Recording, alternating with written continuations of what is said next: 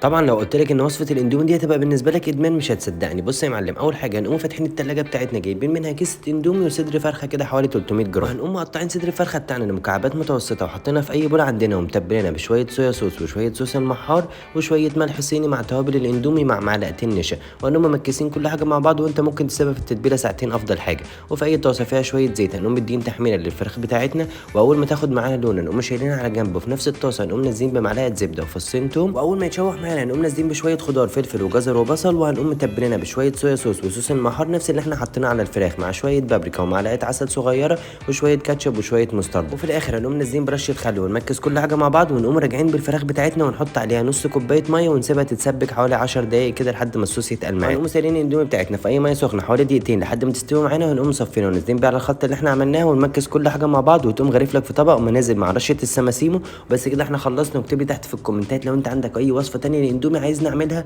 وبس كده، وزي ما انتم عارفين